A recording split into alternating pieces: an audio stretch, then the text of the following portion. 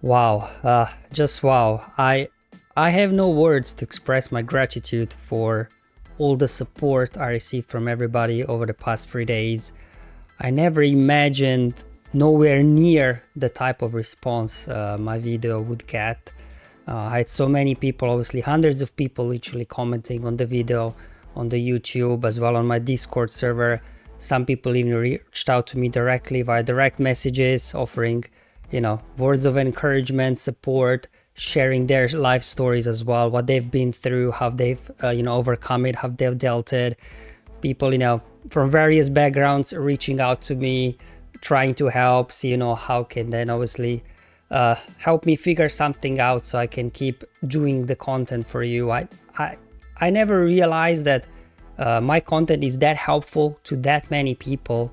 So definitely like all this support and love I received from everyone definitely kind of gave me a boost of motivation and determination that I will figure something out. Well, we will figure something out, because definitely obviously everybody, the entire Star Wars Galaxy of Heroes community, it seems like came together and giving me full support to try and figure something out, so I can keep providing content for you going forward. And had lots of people signing up for Patreon. Again, I wasn't expecting that as well, having some new YouTube members. Again, thank you guys so much from the bottom of my heart.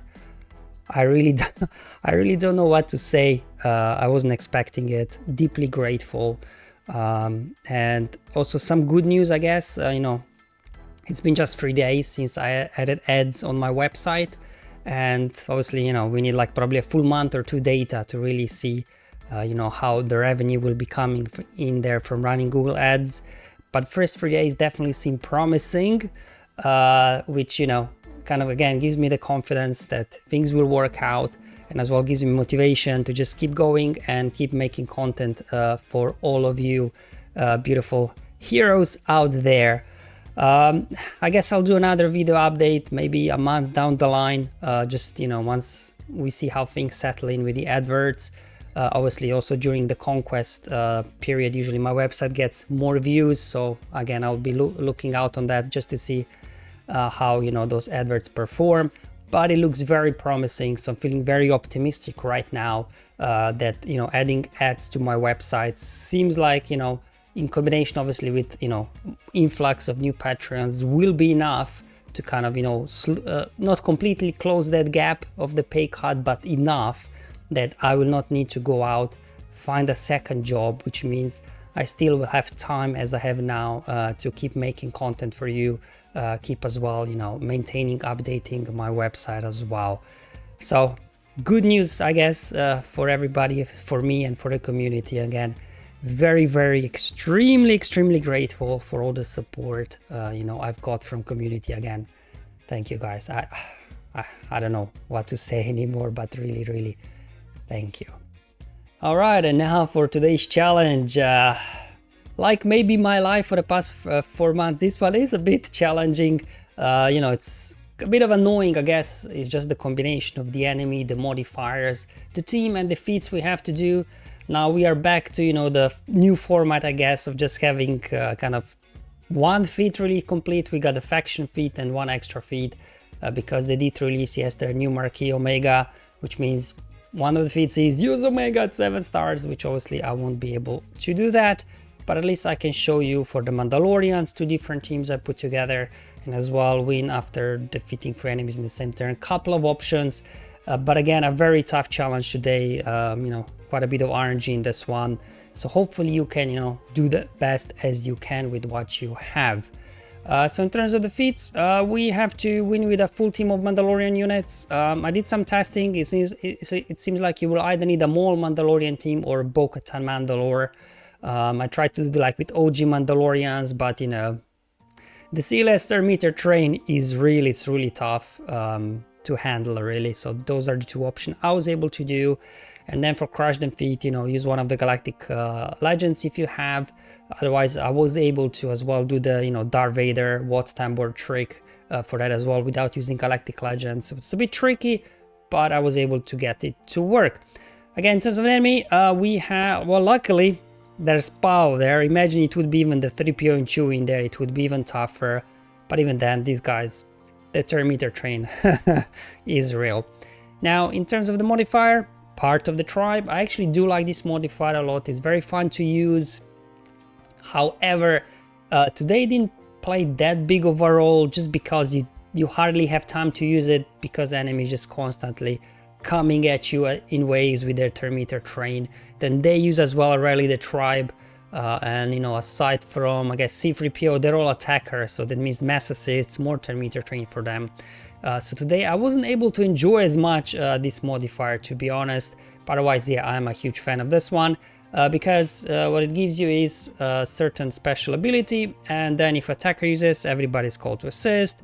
If healer or support, you gain some bonus turn meter, and if tank uses it, they get taunt, foresight, and no, everybody gain foresight and critical hit immunity. So that could be useful, I guess, as well, depending on what you're running. Now the modifier for Mandalorians, the code, because the battle is over so quickly, I guess either they overrun you or you overrun them. Again, I don't think it played a huge part, but in theory it should give you extra counter chance. But then you counter attack, you hit them, CLS gaining bonus turn meters. Actually, it's almost like you don't want to be counter attacking in this one. So yeah, play modifier, not a huge factor. In terms of the rebel modifier, luckily, I guess they don't have the odds modifier, so they have the weaker one, where they can attack again, they can't be countered, but again, luckily, I guess not too tough. Oh, they can't be countered? Well, that's terrible, right? Because the whole point of clan loyalty, their modifier that we have for Mandalorian is to give you counter chance, but then the enemy modifier says you can't be countered. Well, then definitely Mandalorian modifier is completely useless today, more or less. But anyway, modifiers not really helping us today, unfortunately. Even though on the surface they look useful, probably in theory then they don't do a whole lot. Alright, let's hop into the battles now. So first we'll do the 2 Mandalorian teams I put together. So this is from my smaller account. Not sure what the optimal, I guess, small team is. You could maybe do Gar Saxon as well in Imperial Commando, but those are more rare units. And also actually having Beskar Mando there with Scoundrels is better because he puts damage immunity on somebody and then enemy just gets, you know, stuck behind them. So I think maybe this is a better option. I don't know. Anyway, Han does what does. This will then trigger the bonus turnover on Beskar Mando, put the damage immunity up. Let's go ahead and do the AoE to get 5 stacks of Anguish, and that's what I'm saying, like Beskar Mando here is very good because of the damage immunity. So basically enemy just kind of stuck there. You want to go after Commander Luke first, because if you don't, he can ignore the taunt, and my Maul there, he's only relic free. They were able to nuke him out actually with a mass assist from the global modifier. So definitely go after Luke first, because the other guys can't ignore taunts. Once Luke is down, things become obviously more manageable. You slow down the turn meter train as well. They can't ignore the taunt and they're just perpetually stuck there behind the Beskar's Mando taunt and damage immunity. That's why I think that maybe, or maybe Gar Saxon as well and Imperial Commando, they could be good, I don't know. Because they do have a lot of damage, but I do like Beskar Mando here for the damage immunity. As you can see, they're just constantly not stuck behind them. I mean, they do have some AoEs, so you gotta be careful. Both Pow and Chewie, they do have AoEs. But for the most part, yeah, once you get Luke down, you get Chewie down, then it becomes much easier here to handle the rest. So just gonna speed up the footage now here and knock these guys out. So that's how I was able to complete with Darth Maul, not Darth Maul, just Maul, I guess, lineup and Mandalorians. And the other option is, this is from my main account now, Bo-Katan, Mandalore, and you know, all the shiny Mandalorians. Again, I've hit auto and I actually lost, so I don't know, there is some energy in it, so I decided to play it manually at the start, just that we get Chewbacca out, that we get the days out, because AI is not very clever with using the abilities. But as soon as I got Chewie down, then I was just able to auto it. So let's go ahead, get Chewie down, perfect, and now we're just gonna go ahead, hit auto, and without Chewbacca, you know, they don't have as much damage. We got a days out with Bo-Katan as well, so they can't gain bonus turn meter. So yeah, either way, Bo-Katan Mandalore, all Maul Mandalorians, they can get the job done. Without those, I think it will be very difficult to complete tier 10. But I would like to be proven wrong, so let me know in the comments below. Was somebody able to complete this without Bo-Katan Mandalore or without Maul on tier 10? Would be keen to find out what team can do it. I tried a few things, didn't work. Now let's head over to the Crush Them feat. We'll do the non-Galactic Legend battle first, and then we'll do Galactic Legends afterwards. So again, we'll do our trusty Darth Vader lead that keeps reapplying damage over time, so whenever they expire. We got Trey there for the clans, for the Sith allies, and then we need Watts and Bor as well for tech, for extra damage over times, but most importantly for his special that will trigger damage over time, so he will be defeating 3 enemies in the same turn. We need some form of daze, so you could go with Dash, he's got an AoE daze, but if you do have Echo, he's actually better because he also lands healing immunity, which will obviously allow you to grind the enemies down faster, so you can line up that AoE from Watts and Bor, so you can actually, sustain, because otherwise you can get overpowered quickly. And with Malak there for the taunt. Now I had to restart about 3 or 4 times this battle because Han, he just does whatever he wants at the start of the battle, so I restarted 3 or 4 times until Han targeted Malak in the opening sequence. So once that happens, then I was able to get it to work. So until that happens, you might just want to keep restarting. Okay, so he went after Malak first. I'll just put Medpack over Malak just so he can recover some health anytime any unit takes a turn. Then we go Luke, so he counterattacks and fears himself. Let's go ahead, do a Force Crush, get those damage over times flowing. Let's lock in the daze and healing immunity with Echo, which can't be resisted. The next tech over, we'll put weapon tech over on, I decided to boost their meter. I guess, yeah, because I saw that CLS was about to get a turn, so I decided to use the Rally the Tribe ability to give turn meter to everybody, so Treya was able to isolate Luke, so we stopped his turn meter train. Alright, and now we go into Merciless. Just go ahead, I guess, do a round of basics a little bit. Perfect, let's go ahead and do a Force Crush over on Han, so he doesn't counterattack. Just a basic on Chewbacca, basic on Pow. Alright, let's go ahead and use Rally the Tribe just to get some SSCs going. Now weapon tech over on Darth Vader as well, so he's gaining bonus turn meter anytime enemy takes a turn. Let's go ahead, just kind of spreading the damage now. We need to get everybody low, stack up damage over times on them. So definitely, as you can see here, healing immunity helping us out a little bit so they don't recover protection whenever like Chewbacca deals damage. Han's got very high health still as well, I think, so there we go. Let's go ahead, relock in the daze and that healing immunity. There we go, we got Pow already in the yellow with 9 dots, so probably that will be enough to take him down. So let's start working down the other guys, going after Chewbacca next, get him down as well. We are already ready for another Merciless, so let's go ahead and use it. Okay, as you can see there, Watt, on his basic, whenever he assists, he's applying some damage over times as well, so he's just helping out a little bit, stack those dots on the enemies. Let's go ahead, get Chewbacca down as well. Let's do a Force Crush on Han to get more damage over times on him, because he's got 17 and still kind of full health. There we go. So we got Chewbacca and Pow below 50% health with 10 damage over times, and that will be enough. So the only thing we need now is two more dots on Han Solo, so that should be enough. He's got 19.